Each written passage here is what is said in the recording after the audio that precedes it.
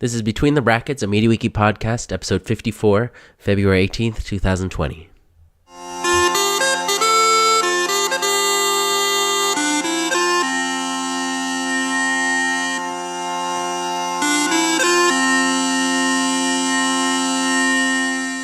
Welcome to Between the Brackets. I'm Yaron Koren. And if you're wondering about that music you heard, that was the Between the Brackets theme. It's played on the Northumbrian small pipes by Valerio Pelliccioni, who graciously agreed to play the opening theme. Valerio is one of my two guests for this episode, along with Andrew Kuntz. Together they run the wiki Traditional Tune Archive, located at tunearch.org. Traditional Tune Archive is billed as the semantic index of North American, British, and Irish traditional instrumental music with annotations. I've known about their wiki for a long time because, as far as I remember, it was one of the first to use my semantic drill down extension, so I used it as an example a lot back when I was still trying to get people to use semantic drill down. Their wiki first came out in 2010, and actually by coincidence, I think it's been almost exactly 10 years since it was launched. I wasn't aware of that when I invited them to be on the podcast. Anyway, Valerio and Andrew, welcome to the podcast. Thank you. Thank you. So, Valerio, first, thank you for the music. Where are you located? In Milan, Italy, Lombardy, Milan. Yes, great. And Andrew, how about you? I'm in Dutchess County, New York. Great. I want to start with you, Andrew, because my understanding is that there was a whole data set that existed for a very long time before it became a wiki, and that you were the one who created it. Is that true?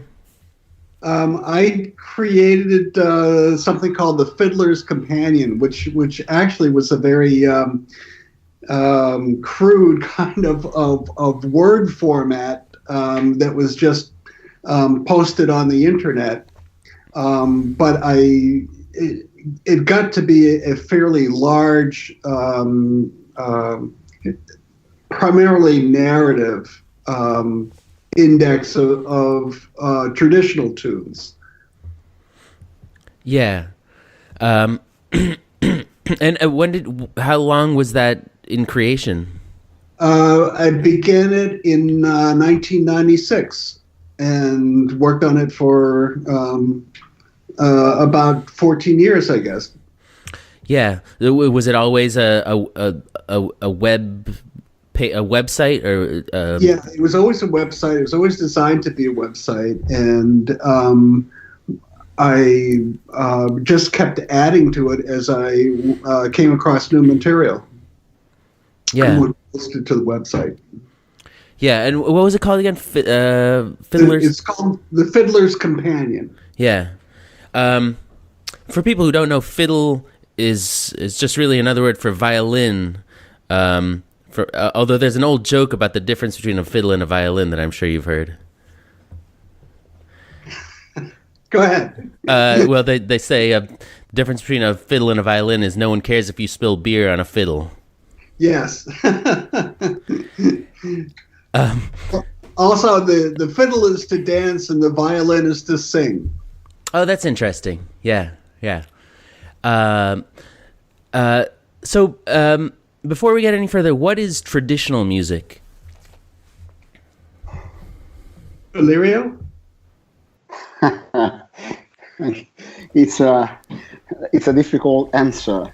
Traditional music is sometimes confused with popular music. Sometimes it's called folk music. Right. I don't know exactly which is the correct label for traditional music, but is a music that is oral. So is there are few written scores around, and then is played by ear most of the time. But played by ear. I see. So much to say. I see. Yeah. Okay. So musicians, one person comes up with the melody or hears a melody from somewhere else, and then everyone else, just follows along. Yes, and this is the reason for the traditional tune archive, because we used the semantic media wiki extension to put in place an important property for the tune. Is also known as, because a tune may have more than one title and is known in different region and country with different names, but they are very, very similar in melody and often in harmony. So here at the Traditional Tune Archive is simple to search for one tune called in one way in Ireland and in another way in Scotland, but they are the same tune. Right, and is it true that for a lot of these tunes that this is the only resource where you can find that connection between? There are there are origin, historical legacy, and perhaps composer and manuscript where you can find the tune, etc. So we used several properties to describe a tune. Yeah. Okay.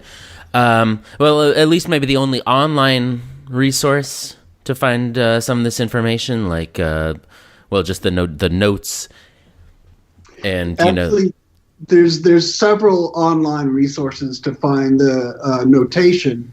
We use as one of the bases of the TTA, the Traditional Tune Archive, is ABC notation, and there are several sites that use both ABC and standard notation. Our site, I think, is unique in that it's first of all in a wiki format, so it is entirely searchable, but also it's reportable, meaning that we can run bespoke reports on the TTA characteristics. But we also include historical and geographic information that I think makes our site unique. It is really the only site that is encyclopedic in nature. Okay. What does that mean? Well, it means that there's not just the music notation, but there's all kinds of information to help musicians place that tune in context. So there's geographic information, historical information, information about composers, if they're known, about proponents of the music, who are the key players, where it's been recorded, where it's been published. Yeah, okay. Actually, interestingly, Andrew, when I did research, I saw that you wrote a column, or used to write a column, or used to write a column for I think Fiddler magazine, where you talk a lot about the history of these different melodies. Yeah, for about 15 years now, I've been doing a tune history column for Fiddler magazine, and then I write about tunes and tune relatives that I think have interesting information. Yeah. I saw one column where you explain the origin of the phrase hunky dory, and it has a connection to this indirect connection to this kind of music, which I thought was really interesting. So back to the music. I want to ask a little bit more about the music itself. How old is this music? Obviously, there's been music since the dawn of mankind, but how old is the music that you cover? Well, it goes the last 300 years. 300 years? Does that sort of coincide with the beginning of violins and guitars and all of that kind of stuff, or is it just a coincidence, or is there some other reason for it? It's really the time period that started with the first great compendium of dance music, which was John Playford's Dancing Master, published in London in 1651. And that really ushered in an era of publications of dance music. But then coincidentally, it's also contemporary with surviving musicians' manuscripts. So some of the earliest musicians' manuscripts we have of popular dance music like this date from about 1695. Yeah. Going on. So that's kind of the time period that we encompass with the GTA. Yeah, cool. I guess violins are well before that. Never mind. Forget that question. So well, Baroque violins, but around there were Baroque violins, but around the time that Playford was publishing his collection, then the modern violins started to be developed. Oh, okay. So Andy, what's your background in traditional music? I've been a player for 40 years, but I also have a degree in music history, and then also a master's degree in social work, which I think that combination of the music history and the social work encompasses my approach to working in the TTA, which is that I'm both interested in it musically and contextually. Yeah. Okay. You mean as the historical and anthropological parts and so forth? Absolutely. I'm very interested in who played it and when and where and what the lifestyle was like back then and why they would be interested in this kind of music too. Yeah. This is kind of a random question I was wondering about. I've certainly been to Irish bars where there's a guy there playing violin or fiddle, I guess, and there's another guy playing guitar or accordion, and that's some kind of thing. So maybe somebody on tambourine. How authentic is that kind of thing? I mean, is that part of a continuous tradition from 300 years ago? Or have there been breaks in that kind of thing? It's waxed and waned. The modern Irish session or that kind of group of musicians playing together is actually fairly recent. It maybe in the last century or so. It wasn't really historically accurate that people would get together and play in groups like that. It was more solo playing. Oh wow! And even when people played for dances, it may have been like 2 or 3 instruments with maybe a fiddle and a cello and or maybe a piano. That was about it. Oh, that's very interesting. Okay. So, Valerio, what is your background in traditional music? We already know you can play bagpipes, but do you play other instruments? Or what's your? How did you get interested in all this kind of thing?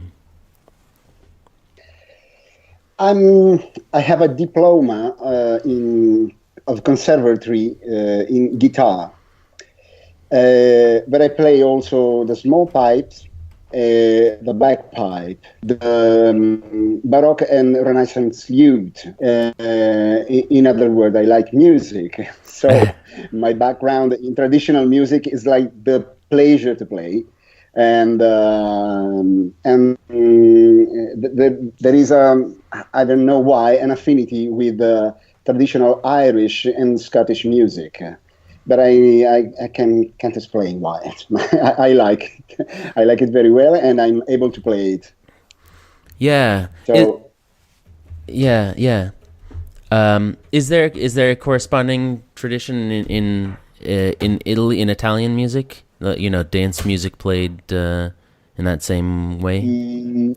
Yes, but Italy has been conquered by many people, many nations: French, English, German, Austrian, and so on. So we endorsed many type of music. Oh, I see. And there is a mix, a blend in our music. So you recognize Italian music, Italian folk music when you talk about tarantella, for example. Sure. Okay, Yeah. if you know what I mean.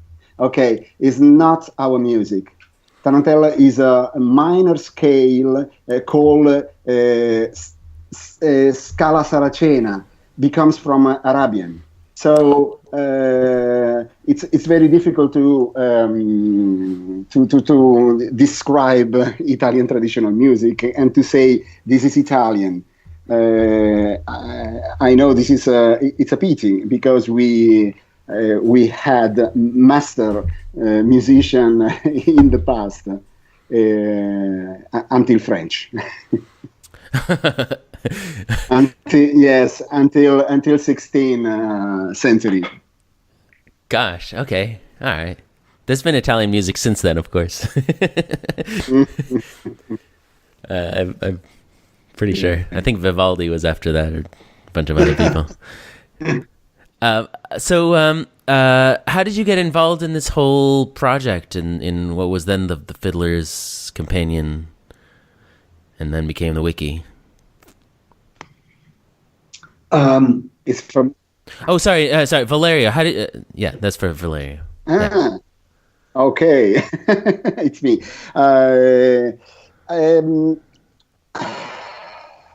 Not involved. I asked Andy if he wanted to give me his content to put this beautiful content, this treasure, in a wiki so people can understand better, search better, and interact better with this beautiful content. Because I knew from years the Fiddler Companion, and I used for years the Fiddler Companion. Oh, really? Okay. To extract ABC notation or many tunes. But the difficult was to understand the structure and to search for tunes. Now things are different, and it was very simple at the beginning. Now things get complicated because the technology evolve at a very fast pace. So we have to spend many time to stay at the top of the technology. Yeah, sure. I'm impressed. You know, Mediawiki upgrade, Okay. Yeah. Just okay. Mediawiki itself without any extensions is right. Sure. Yeah. Okay. Etc. So Andrew, what did you think of the idea of creating a wiki when Valerio first approached you with it? Well, I had no idea what a wiki was or what a wiki could do. I had some, I guess I used Wikipedia, but I didn't know at all how it could be used with the Fiddler's Companion. And I was a little bit skeptical at first. But Valerio was very persuasive and enthusiastic. And at the same time, I was really getting frustrated with the limitations of just putting Word documents up on the internet. I was looking for something that would help make the Fiddler's Companion more relevant and more sophisticated. And I had absolutely no idea how to do that. And it was just serendipitous, I guess, that Valerio contacted me about the same time. And, we talked for a bit, and then we kind of took the plunge together. And it's been a great partnership ever since, for 10 years. Yeah, great. Have you guys ever met in person, by the way? Yeah, this year. Wow, this okay. summer. The last summer. Oh, fantastic. Yes, I went to New York. Oh, okay. Oh, cool.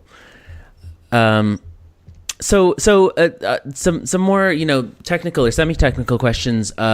Valerio, why did you pick MediaWiki specifically? Because I used before the Fiddler companion in my old company to make a knowledge management system to elaborate the curricula of colleagues and the information about colleagues, and to develop a career model system, a competence system, to search rapidly for people with specific competencies and create project groups. It was simple using the Semantic MediaWiki. I'm in love with Semantic MediaWiki. Really, it's a very big tool to make everything. And also my old company was enthusiastic using this system. And in my spare time, because I'm a musician and I knew the Fiddler companion, I made this proposal to Andy, and it was a very simple and very good project. Yeah, that's interesting. You I was going to say 2010 or 2009, when you started, was relatively early to know about Semantic MediaWiki, but you were already using it even before then. Do you remember when you first found out about it? 2008. Oh, okay. Cool. Yeah. Yes. At the very early beginning of the of this kind of tools. Yeah.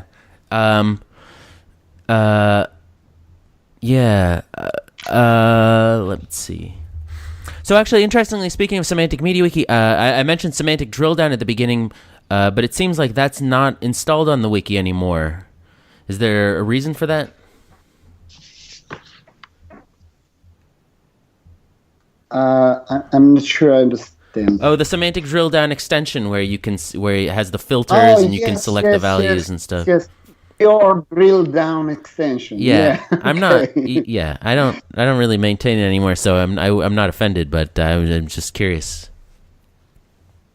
Okay. No. It was a tool that we used for some time, for a long time. Yeah. Really, but it became difficult to maintain. Let me explain. We found some. It made my DB very slow. Okay. Yeah. Because the query are heavy. The query are heavy, in my opinion. I don't know if I use it correctly, but there is no reason to use it in another way other than what you explain on the site. So sure. I try to configure in every way, but it slow my database, and now I don't use it, starting by 2019. So last year, I give up using the drill down. It's a pity because I like it very well, and I don't know why. Is there a reason for this? Is there a way to use it in a more efficient way? Well, yeah, no, it definitely can be slow, especially with large amounts of data. That's been a problem before. The only real suggestion I can make is to is to switch to the cargo extension, but that's a whole separate discussion. That's a faster process because it's just querying one big table as opposed to a lot of different database tables, which Semantic Drill Down has to do. Yes. But I think that switching to cargo means modify every template that I have. You need to modify the templates. Yes. Yeah. All the time. No? Oh, that's what you said. Yeah. Yes. Okay. Yes, that's right. That's okay. Yeah. So. But anyway, if you're asking for, since you asked for suggestions, that was my suggestion. But that's all right. That's all right. Yeah, you have instead of that, you have a search query, a search query form, which works pretty well also. Mm-hmm.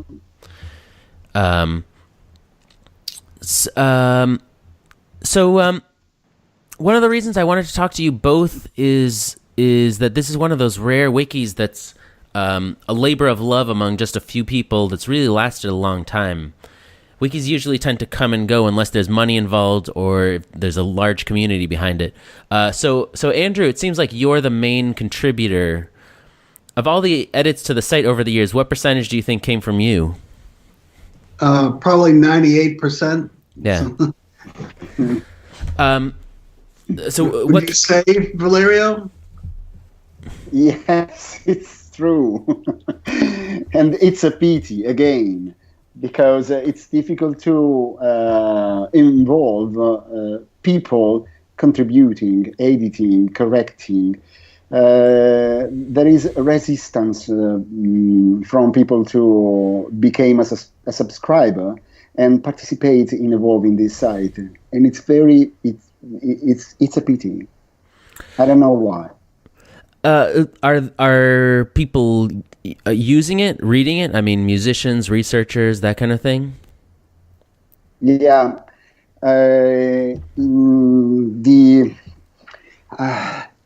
it's since 2 months that I'm trying to climb the rank in Google. So I'm trying to modify something using a good extension, which is Wiki SEO. Right, yeah, Wiki SEO. Yes, okay, SEO, which is a very good extension and helped me great, making the site more visible. So I'm using the Google console to verify that we have a good ranking, a good number of clicks and impressions. And my logs, on the other way, says that the only contributor are 5 people, and as Andy said, Andy made the 98% of the work. Yeah. I can tell you that on the publication side, which I monitor pretty closely, I don't think that there's been a publication in the last 5 years that hasn't mentioned the TTA. Oh, wow. It always appears in footnotes and bibliographies of both books and published articles. Yeah. Oh, that's amazing. What about musicians who play this kind of music? Do you hear from them? Do they consult the wiki a lot? They do. It's one of 3 sites that are constantly accessed by musicians. Yeah. Yeah. That's neat. Have you ever, I don't know, it's kind of a random question. Have you ever, made a mistake in the music and realized someone played the wrong thing because there was an error in the wiki, that kind of thing, that kind of impact on the world? Yeah, we hear about it. If there's mistakes, and we rely on the larger community to let us know when mistakes occur. Yeah. But I guess in that case they prefer to just email you or something as opposed to changing it themselves. Yes. Yeah. Okay. Correct. Yeah. Yeah, it takes a certain mentality to get used to not even everything, the syntax and just the idea that you have the right to go and change somebody else's website. For some people, that's a big hill to climb over. So Andy, what keeps you motivated to keep adding to and modifying the wiki?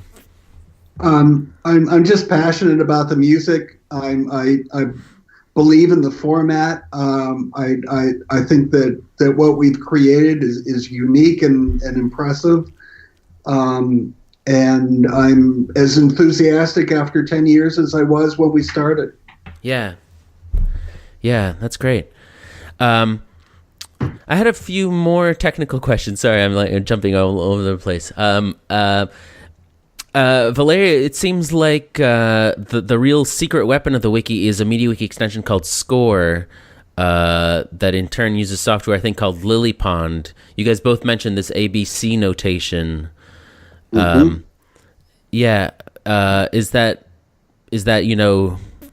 the state of the art as far as displaying scores? I mean, how well is it working for you? The TTA cannot exist without the help and the fantastic library of Paul Rosen called abcjs. Without this, we cannot make what you can see now. The traditional tune archive cannot exist without this plugin. The ABC notation is the simplest way to share the music, because in a few lines of emails you can share 4 or 5 pages of a music score. It's very simple, easy, and it's fantastic. LilyPond, that you have seen somewhere, was a tentative to use the most beautiful engraving system that exists in the world. No final, no Sibelius, no other way to write the music. LilyPond is the best. Absolutely, but is not suitable for this wiki. I don't know for the wiki in general, but this wiki is not structured to host LilyPond file. The result, the rendering of a LilyPond is an image. I don't like this kind of system to render. And it's not rendered on the fly like with the abcjs plugin, Okay, well, I was completely wrong then. Image. Yeah, okay, I should have asked. I just assumed, because I only saw one notation extension on the version page, I just assumed that was the one you were using. I don't see. I just looked up abcjs. I don't see it. Is it there on mediawiki.org? Is it some special extension? Do you know? No, it's not an extension. It's a JS plugin, a JavaScript. Okay. Yes. You can find some information on the sidebar where you can see the ABC sandbox. This is an editor, an ABC music notation editor.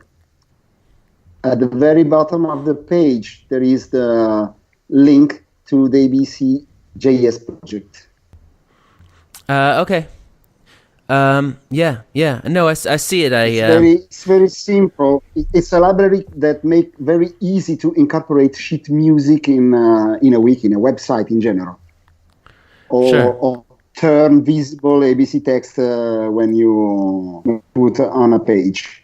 Yeah. So it's very simple. It's easy. It is to write what you can see in the traditional tune archive. Yeah. It still would be good, I think, if someone created an extension that contained this. It seems like it would be easier to install, I think. But for me, it's very easy. I put one line in the skin. Our Metrolook skin. Okay. Monobook. Metro. No, Metro. No, Metrolook. Just inside Metrolook. The head element. So. Yeah. Okay. All right. But if it was an extension, it would work with every skin. Mm-hmm. All right. Anyway. Maybe. If anyone out there is listening and wants a project to do in one afternoon, I think it would be great to have an abcjs extension that holds this library. Why not? There you Cool. That's that's really neat. Um, I have another question. It's kind of far-fetched, but I wonder if you ever looked into semantically annotating the actual melodies of each piece, so you could do some kind of sophisticated analysis or look up, find every piece that has an octave jump or that kind of thing. That seems like it would require a ton of effort, but I wonder if that's ever crossed your mind. We are using the semantic to make very rapid query. If you have a look at the tune page, I have to make a parenthesis.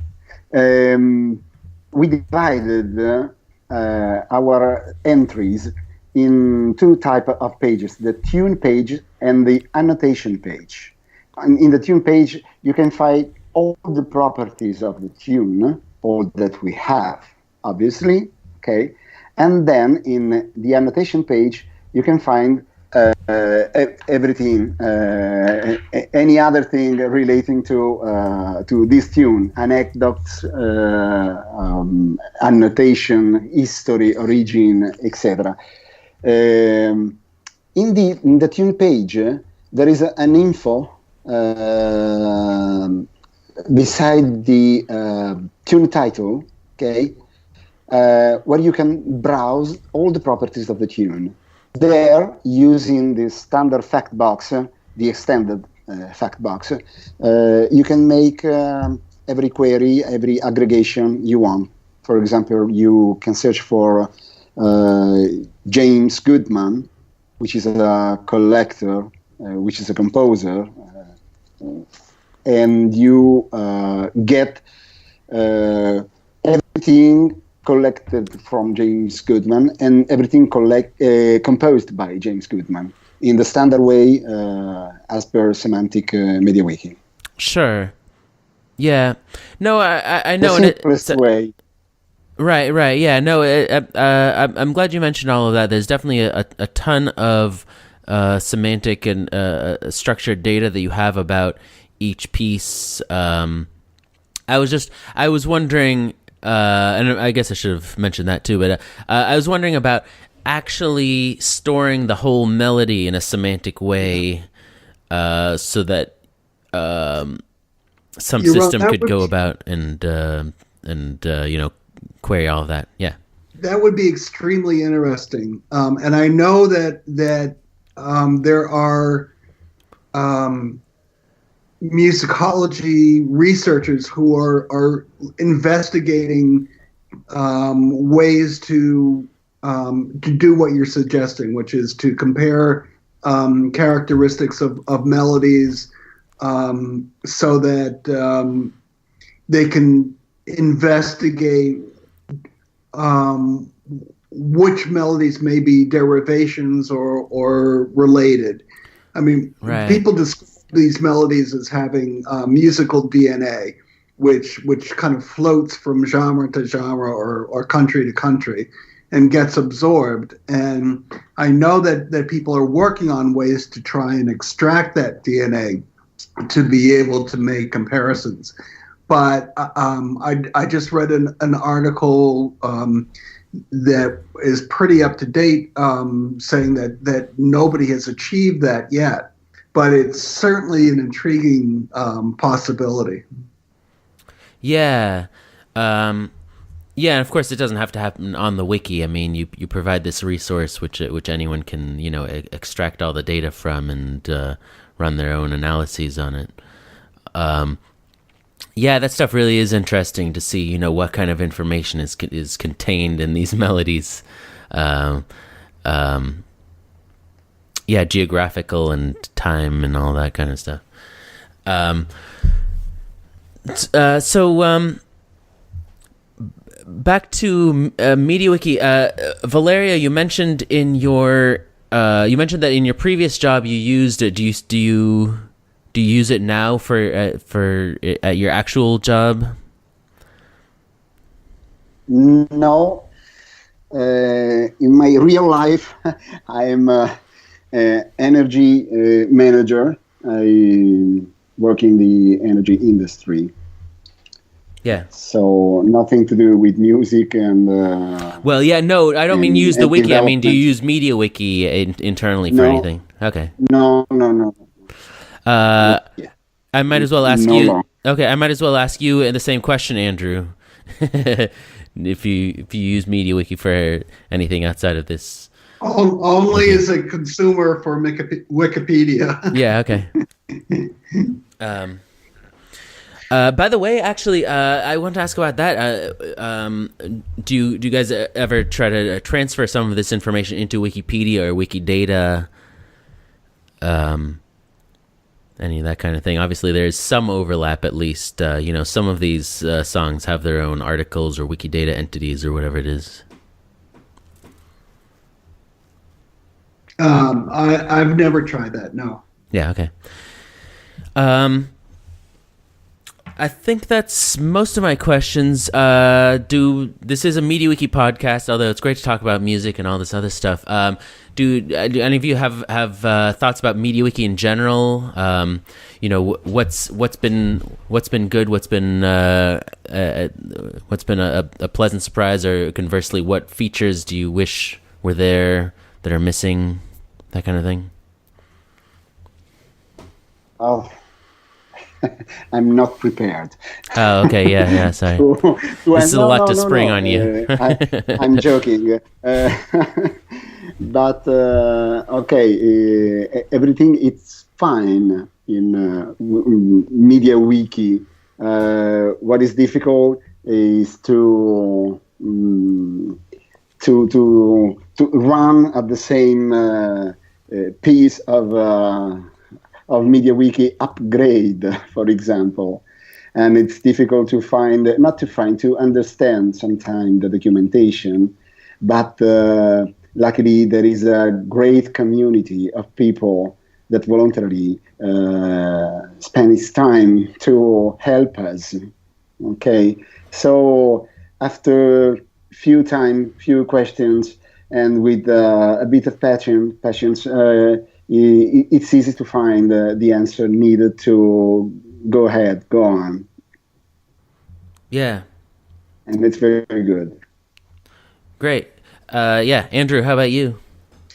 I'm just amazed by some of the stuff that Valerio's trying has come up with in terms of accessing the MediaWiki features. And he constantly surprises me with new ideas and new upgrades, and he's not afraid to try out different things to see if they work. It's been it's been a real pleasure to see that. Yeah, great. I think that's everything.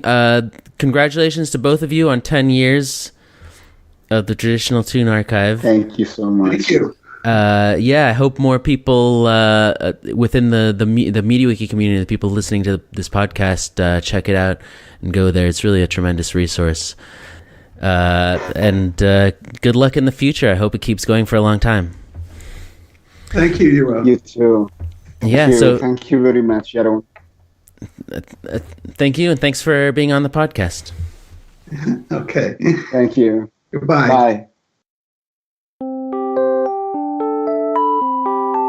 And this has been another episode of Between the Brackets. I want to again thank my guests, Andrew Kuntz and Valerio Pelliccioni of Traditional Tune Archive.